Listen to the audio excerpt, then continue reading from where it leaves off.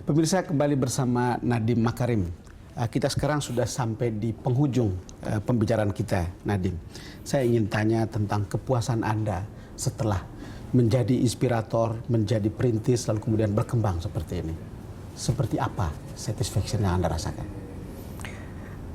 Bagi saya sih, saya merasa mungkin jadi salah satu orang paling beruntung ya di Indonesia, karena saya bisa menciptakan suatu bisnis yang diapresiasi dan juga bisa membantu puluhan ribu orang nantinya. Jadi buat saya ini semacam dream job ya. Dream job. Dream job buat saya untuk bisa tidak usah memilih antara mencari untungan dan berdampak sosial. Betul. Karena dari dulu keluarga saya itu dari kecil kita dibilang harus memberi kembali untuk Indonesia. Jadi buat saya itu saya merasa luar biasa beruntungnya bisa melakukan itu melalui teknologi gitu. Nadiem, tadi saya ingin kembali ke awal. Anda tadi mengatakan bahwa mengapa gagasan ini dimulai karena Anda juga dulu pemakai ojek. Iya. Gitu. Lalu kemudian sekarang Anda menciptakan sistem dalam Gojek yang begini nih. Sebetulnya Anda ingin jadi apa dulunya? Aneh ya, saya nggak pernah punya cita-cita. Dari kecil nggak pernah punya cita-cita. Wow. Saya ngikutin aja apa yang saya tertarik gitu at the moment gitu. Jadinya saya bukan orang yang merencanakan 5 tahun ke depan, 10 tahun ke depan. Kalau ada sesuatu yang menarik, saya gabung, saya belajar. Baru di saat Gojek ini yang saya mulai memikir jangka yang lebih panjang gitu.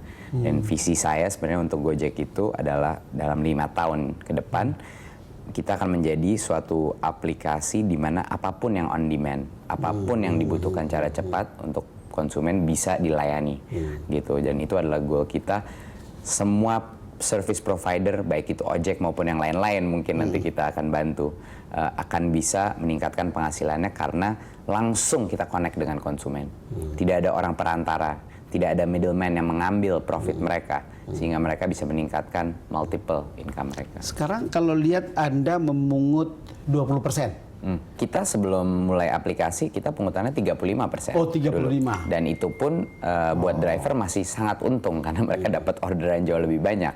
Ujung-ujungnya kan yang penting itu pada akhir hari itu dia dapat lebih banyak apa tidak gitu. Betul.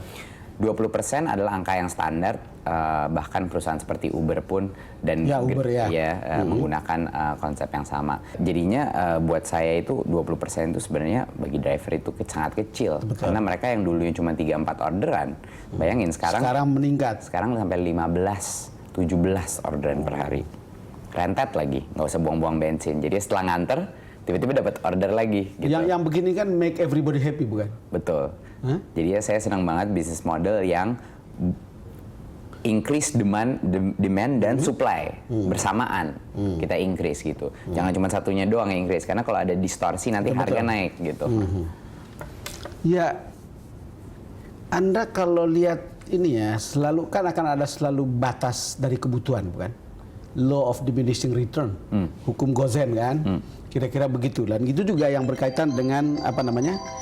Berkaitan dengan permintaan akan Gojek atau pertumbuhan ini. Yeah. Itu akan sampai di mana? Terus terang pada saat ini saya kurang tahu.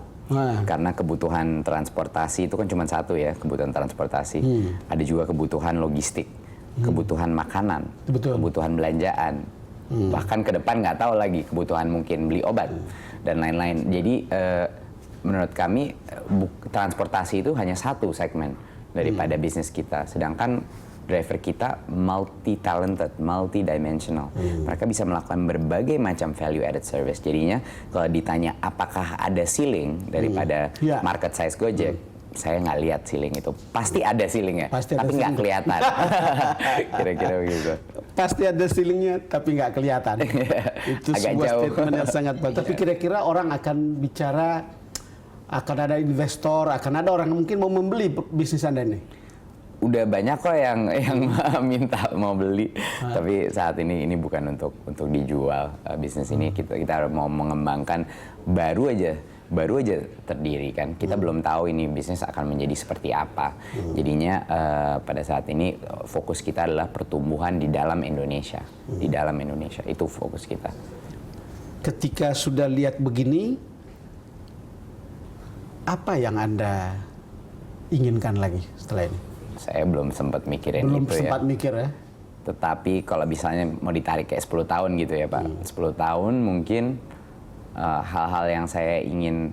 Jadi kalau Gojek kan itu saya ada visi buat Gojek. Tapi visi saya personally sebagai seorang entrepreneur, saya ingin memecahkan masalah-masalah di Indonesia melalui teknologi. Itu sebenarnya saya ingin seumur hidup melakukan itu. Karena bagi saya teknologi itu kekuatannya jauh di atas apapun, mau itu policy, undang-undang, investasi, uang, enggak. Menurut saya yang paling bisa merubah kesetaraan hidup orang di Indonesia dalam 5-10 tahun ke depan adalah teknologi. Karena dengan teknologi semua efisiensi bisa terjadi. Kalau efisiensi terjadi, harga bisa turun, everybody wins. Nadim, Anda sadar nggak bahwa Anda sekarang ini jadi idola begitu banyak orang? Enggak, kayaknya enggak deh. Kayaknya enggak deh. Kayaknya enggak. Karena ketika Anda datang ke sini, tadi banyak orang yang meminta foto bersama Anda. Iya. Sebetulnya, cuman karena lagi bekerja. Mungkin gitu, karena mereka pengguna Gojek setia. Jadi Memang ya, betul. Kalau ngefans sama Gojek, biasanya mau foto gitu. Oke Nadim, terima kasih sudah hadir di DBS. Terima kasih To the point. sekali. Sukses selalu untuk Anda. Terima kasih. Pemirsa, demikian perjumpaan kita dalam DBS To The Point bersama Nadiem Makarim. Anda bisa mulai mengenal siapa Nadiem melalui apa yang sudah dibicarakan dalam perbincangan singkat pada hari ini.